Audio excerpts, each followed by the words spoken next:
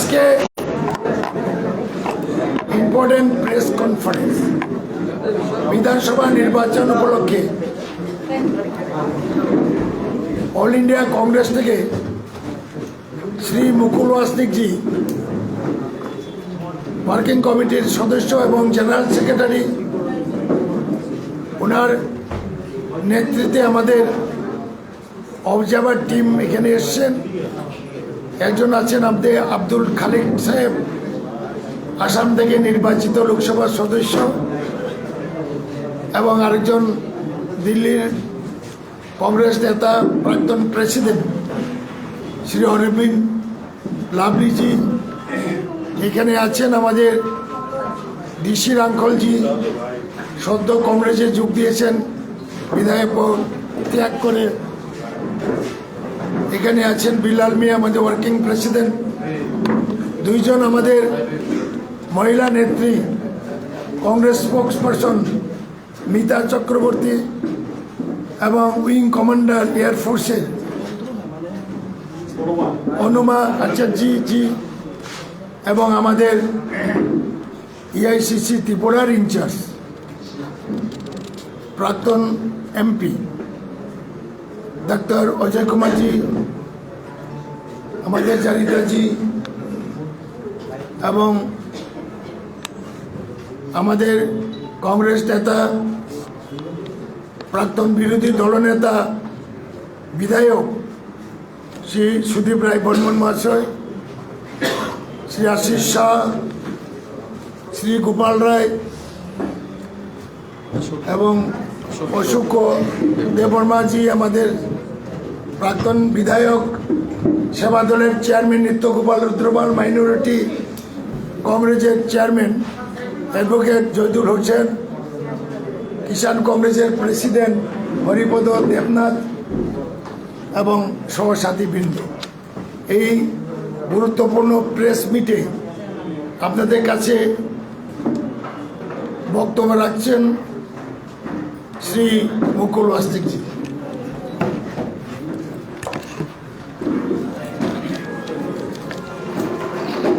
Akhil Bharatiya Congress committee से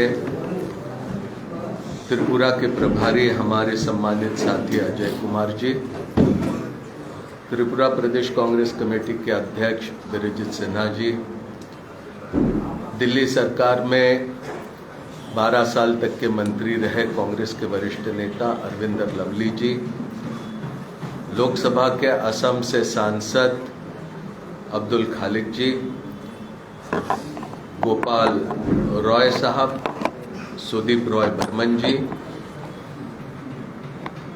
अशोक देबबर्मा जी, आशीष Shah ji, DC रांकवाल जी, नीता चक्रवर्ती जी, अनुमा आचार्य जी और press के सभी साथियों, अखिल भारतीय कांग्रेस कमेटी से कल यहाँ पर अजय कुमार जी, अरविंदर सिंह लवली जी, अब्दुल खालिक जी हम यहाँ पर उपस्थित हुए और कुछ दिनों पहले स्क्रीनिंग कमेटी की अध्यक्ष दीपा दासमुंशी जी भी यहाँ पर उपस्थित रही। यहाँ पर किस तरह से आने वाले विधानसभा के चुनाव के लिए तैयारियां प्रदेश कांग्रेस कमेटी की तरफ से चल रही है, उसके संदर्भ में हमने यहाँ के तमाम साथियों से कल से चर्चा की। कल शाम को वरिष्ठ नेताओं से बात करी, आज प्रदेश कांग्रेस कमेटी के हमारे ऑफिस बियरर्स और PCC के डेलीगेट्स उनसे हमने बात करी, डिस्ट्रिक्ट प्रेसिडेंट्स, ब्लॉक प्रेसिडेंट्स से बात करी, हमारे अग्रिम संगठन NSUI, यूथ कांग्रेस, सेवा दल, महिला कांग्रेस के तमाम साथियों से बात करी। और ये कहना पड़ेगा कि अब 2023 साल की शुरुआत कांग्रेस के लिए उत्तर पूर्वी भारत से बड़ी अच्छी तरह से शुरू होने जा रही है। साल खत्म होते होते वहाँ पर हिमाचल प्रदेश में गुजरात के साथ चुनाव हुए और हिमाचल प्रदेश में वहाँ पर कांग्रेस को वहाँ की जनता ने बहुमत दिया और कांग्रेस की सरकार वहाँ पर बनी। राजस्थान के बाद, छत्तीसगढ़ के बाद हिमाचल में फिर हमारी सरकार अब बनी।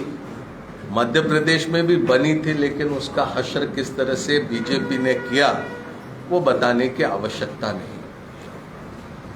जेपी नड्डा जी कुछ समय पहले यहाँ पर अगरतला आए। कल शाम से हमने देखे बड़ी बड़ी तस्वीरें उनकी लगी थी, और आज बीजेपी के पूरे प्रदेश से लोग और अगल बगल के प्रांतों से लोग यहाँ पर पहुंचे और उनकी जनसभा को सुनने के लिए वो वहाँ पर गए। मुझे ये आश्चर्य हो रहा था कि जिनकी बात वहाँ अपने खुद के प्रदेश हिमाचल के लोगों ने नहीं सुनी, उनकी बात यहाँ पर लोग क्या सुनने वाले हैं। वहां पर हिमाचल प्रदेश में जेपी नड्डा जी को बहुत अच्छे से लोग जानते हैं। अब जिसको बहुत अच्छे से लोग जानते हैं, एक तो उसकी बात हम पूरी तरह से मानेंगे या उनकी बात हम बिल्कुल ही नहीं मानेंगे। इनके प्रदेश में वहां के लोगों ने इनको जानने की वजह से इनकी बात नहीं सुनी। अब त्रिपुरा के लोग उनकी क्या बात सुनेंगे। मैं तो ये सोच रहा था त्रिपुरा में वो चुनाव अभियान का शुभारंभ करने के लिए नहीं, वो जेपी नड्डा जी यहाँ भारतीय जनता पार्टी की जो प्रदेश में सरकार है उसके समारोपीय कार्यक्रम में हिस्सा लेने के लिए आए। कुछ ही दिनों में चुनाव का ऐलान होगा और याद रखिए अब त्रिपुरा में बीजेपी की सरकार कुछ ही दिनों की बची हुई है। ये सिर्फ कहने के लिए हम कह रहे हैं, ऐसे नहीं। इन्होंने कहा कि मोदी जी के नेतृत्व में क्या क्या नहीं हुआ। मोदी जी आज वहां पर है कर्नाटक में, राष्ट्रीय युवा उत्सव वहां पर उसका शुभारंभ करने के लिए। आज 12 जनवरी, आज स्वामी विवेकानंद जी का जन्म दिवस है, जयंती है।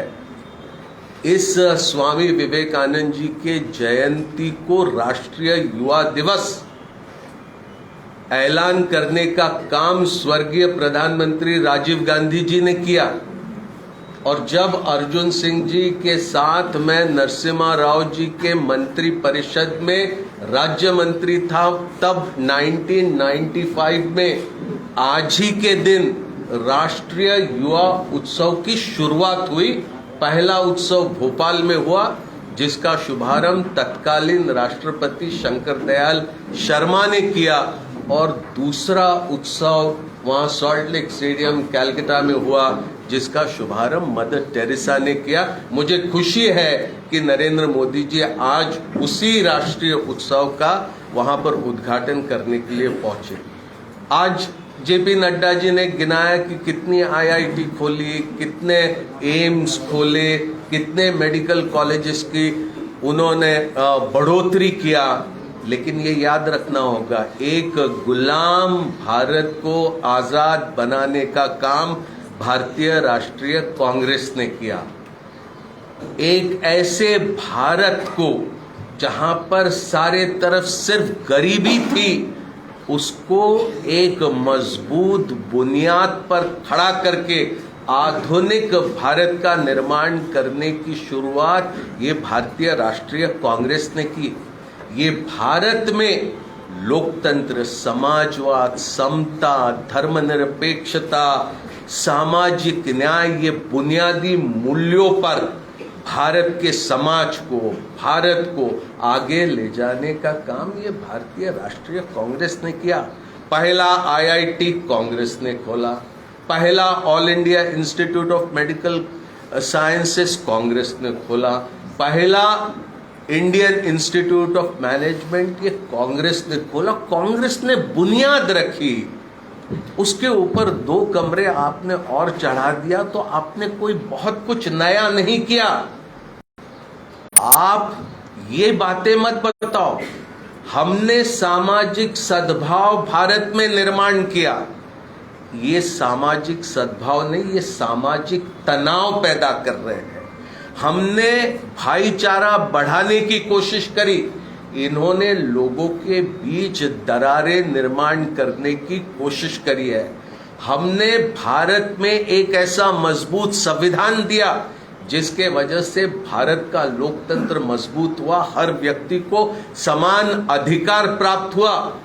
आज ये भारत के संविधान के सामने सबसे बड़ी चुनौती अगर किसी से है तो जो दिल्ली में सत्ता में बैठे हैं और जो आज यहां पर सत्ता में बैठे हैं, इनसे भारत के संविधान को चुनौती है।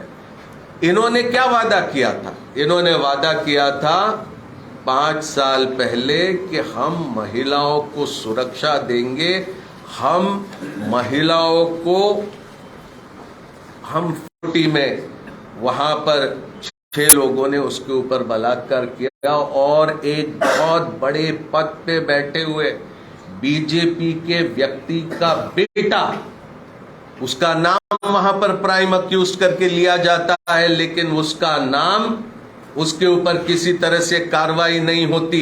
ये सिर्फ एक घटना नहीं है। एक हफ्ते बाद 26 अक्टूबर को 14 साल की एक छोटी आदिवासी बच्ची, उसका अपहरण किया गया और गैंग रेप किया गया। जिन्होंने किया उन पर क्या कार्रवाई हुई कुछ पता नहीं। और बस उसके कुछ दिन बाद 11 नवंबर 2022 को 3 साल की बच्ची के ऊपर बलात्कार होता है। ये महिला के सुरक्षा की बात हमारे से कहते हैं, ये सुशासन की बात करते हैं, ये उनका सुशासन है।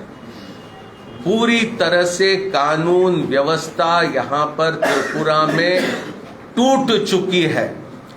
यहां पर अभी नड्डा जी ने कुछ मिनट पहले यहां कह दिया उन्होंने कि यहां त्रिपुरा में हमने पॉलिटिकल वायलेंस पूरी तरह से खत्म कर दिया। ये कागज है मेरे पास। The death of a party worker, 76 साल का त्रिपुरा में मारा गया एक ऐसे राजनैतिक हिंसा के घटना में। और ये घटना ये कहां पर होती है? ये घटना होती है उत्तर मुरा गांव में, नॉर्थ चारिलाम में, वेस्ट त्रिपुरा में। ये घटना होती है 30 नवंबर को। 76 साल का आदमी शाहिद मियां करके ये मारा जाता है। ये सिर्फ एक मिसाल के तौर पर मैं दे रहा हूं, क्योंकि अभी अभी जेपी नड्डा जी ने लोगों को ये बताया कि पॉलिटिकल वायलेंस पूरी तरह से खत्म हुआ। इसका जवाब जेपी नड्डा जी क्यों नहीं देते? ये बच्चियों के ऊपर बलात्कार हुआ, उसका जवाब ये हमें क्यों नहीं देते? हर महीने 18 से 20 बच्चियों के ऊपर यहां त्रिपुरा में बलात्कार हो रहा है। इसका जवाब जेपी नड्डा जी क्यों नहीं देते? हर घर में रोजगार दिया जाएगा, ये वादा किया था, लेकिन उसका क्या हुआ? कहते हैं कि हर 6 व्यक्तियों में एक को हमने रोजगार दिया। ये पूरी तरह से झूठ है, फरेब है, लोगों के दिशा भूल करने का प्रयास है। आंकड़े इसे सही नहीं बताते। सबसे ज्यादा उत्तर पूर्वी राज्यों में अगर बेरोजगारी है वो त्रिपुरा में है, और उसके लिए कोई अगर जिम्मेदार है तो भारतीय जनता पार्टी है। कोई नया कारखाना यहां पर नहीं आया पिछले 5 सालों में। फाउंडेशन स्टोन रखने के मात्र काम हुए, लेकिन उसके ऊपर एक ईंट चढ़ाने का काम यहां पर नहीं हुआ। यहां सबसे कम डेली वेज दिए जाते हैं, उसका श्रेय बीजेपी को जाता है। यहां पर कानून व्यवस्था तो टूट गई। बाइक वाहिनी, हजीरा वाहिनी करके भी जिसे समझा जाता है, ये इनका बोलबाला चल रहा है। और ये किस तरह से सुशासन की बात करेंगे और भ्रष्टाचार निर्मूलन की बात करेंगे? करोड़ों के घपले इस सरकार के तहत हुए, यहां तक के कि नेशनल हेल्थ मिशन के पैसों में भी वहां पर घोटाला हुआ। ऊनाकोटी जिले की घटना आप सभी उससे अच्छी तरह से परिचित होंगे। तो एक तरह से मैं यहां पर कहना चाहूंगा कि भारतीय जनता पार्टी हर महत्वपूर्ण मामले में पूरी तरह से फेल हुई है। लोगों के सामने दिए हुए कोई भी वादे उन्होंने पूरे नहीं किए। एक तरह से यहाँ पर गुंडा राज चला हुआ है। यहाँ पर लोगों को कहा था कि हम मिनिमम भाता 2000 रुपए तक के का देंगे, पूरा उन्होंने नहीं किया। मिनिमम वेज 340 का देंगे, वो उन्होंने पूरा नहीं किया। और आप क्या इससे आप अंदाजा लगाओगे कि एक घटना सन्यासी तिला मोहनपुर में वेस्ट त्रिपुरा में हुई, जहां पर एक परेश तांती अपनी बीवी और 2 छोटे छोटे बच्चों को जहर देके उनको भी मार देता है और खुद भी मर जाता है, क्योंकि वो उसके पास वो खाने के लिए मोहताज हुआ। ये घटना त्रिपुरा में होती है जब भारतीय जनता पार्टी की सरकार है और वहां केंद्र में नरेंद्र मोदी जी वहां सरकार में बैठे हैं।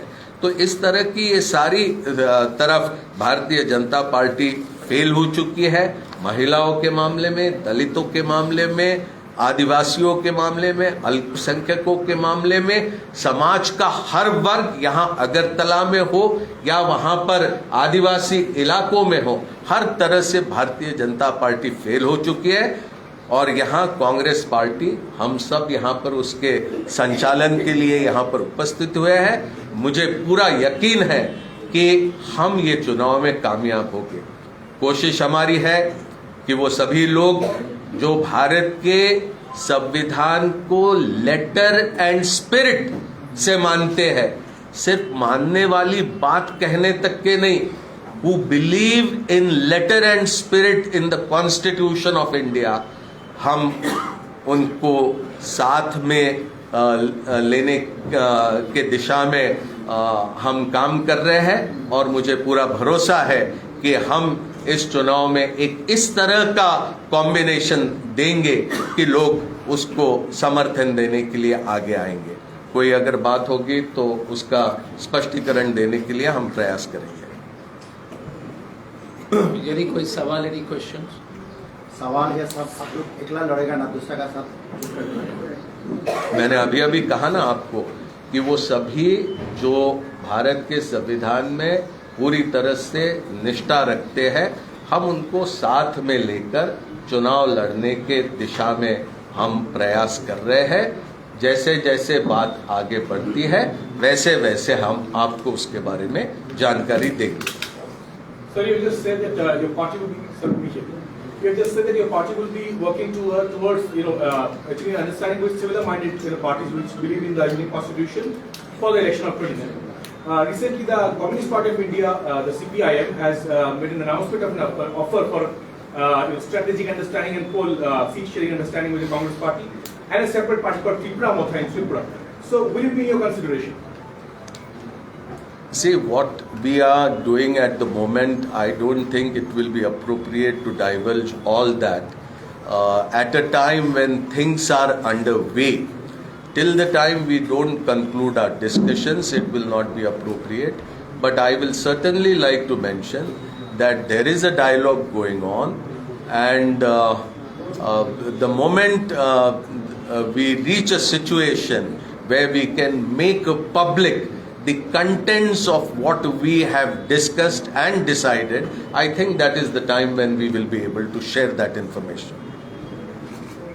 Since the elections are very close, so how long it may take tentatively? We are working day and night on a war footing to prepare the party in every respect to face these elections, and like you have mentioned that the elections are very close. We totally understand this, and not a single moment will be wasted in preparing ourselves. What are the challenges you may face at the end of the challenge? Because earlier elections Congress have been alleging of mass rigging, violence. So how you are going to counter that? No, certainly. The election commission was also, full team was also there. So what are the main discussion issues that you raised? Certainly, it is not only a challenge for the Congress party, but the manner in which BJP does whatever it does in our elections, it is a challenge to Indian democracy. all that what they have been doing. If they get a majority, they form the government. If they don't get a majority, they demolish whoever gets the majority. You have seen examples like Arunachal Pradesh, like Madhya Pradesh, what they tried to do in Uttarakhand, what they tried to do in Rajasthan, what they did in Goa. Everywhere they are a challenge to Indian democracy, not only for us, but for the Indian democracy, they are a challenge. But certainly, I think the people will realize and they will rise to the occasion. So, Zarita, you want to announce it? You announce it. You have to. I'll take the mic, let's say.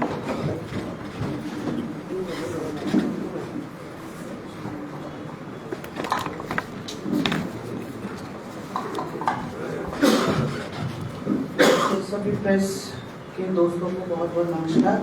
मैं हमारे वरिष्ठ नेतागण से अनुरोध करूंगी कि हमारा जो स्पीक अप कैंपेन है, जिसका नाम है एक बार बोलते त्रिपुरा, सभी हमारे वरिष्ठ नेतागण अभी लॉन्च करेंगे, जिसके माध्यम से हम त्रिपुरा को बोलना चाहते हैं कि आमरा बोलছি আপনারাও বলেন। उसके बाद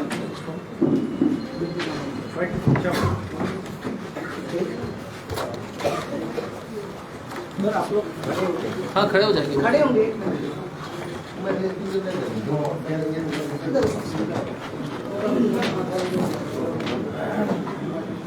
सबको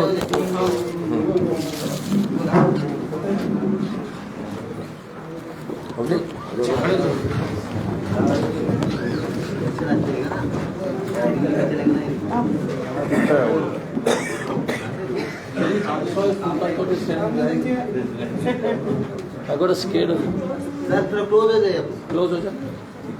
हाँ, क्लोज आ जाओ, क्लोज आ जाओ। हाँ,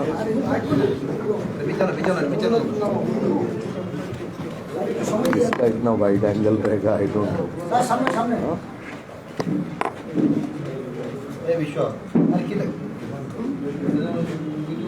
ठीक है।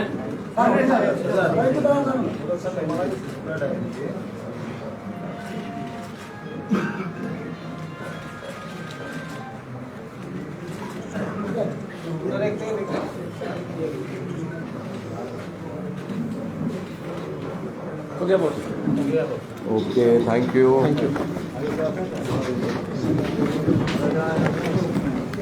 ठीक है ना।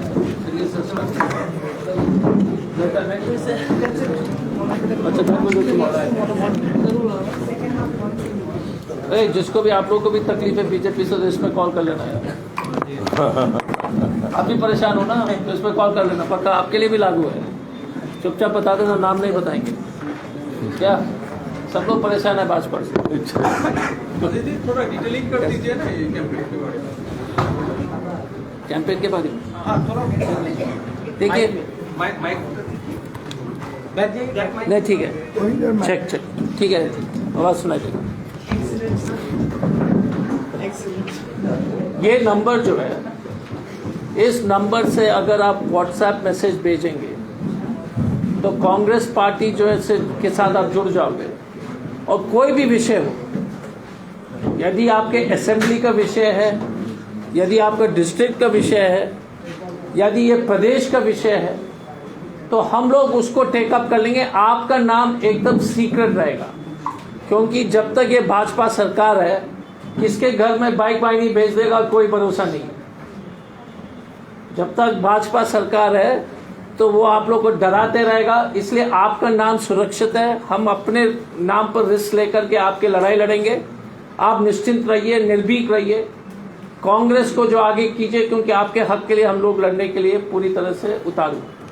तो इसलिए इस नंबर पर सबको जो व्हाट्सएप कीजिए, और आपके मुद्दा जो भी प्रॉब्लम होगा, जैसे वो ऊनाकोटी वाली घटना के बारे में, अगर कोई बड़ा नेता का बेटा जो है इस तरह का जघन्य जो है रेप करके जो है अभी भी छूटा हुआ है, ये पूरा त्रिपुरा को शर्मिंदा करने वाली घटना है। इस प्रदेश में जिस तरह से बच्चों का रेप हो रहा है, जिस तरह से काम हो रहा है, जिस तरह से मकान जलाया जा रहा है, 80 साल के लोग को मार रहे हैं, अभी अभी हमारे कार्यालय को जला दिया है। तो इसीलिए इस तरह का गुंडागर्दी पूरे देश में नहीं है। भाजपा ने त्रिपुरा में एक रेन ऑफ टेरर इसलिए please contact us on this WhatsApp number. We promise to keep your identity secret and we promise to fight for you. Thank you. Number बताइए. नंबर है 6909077707. फिर से बोल देता हूँ 6909077707. फिर से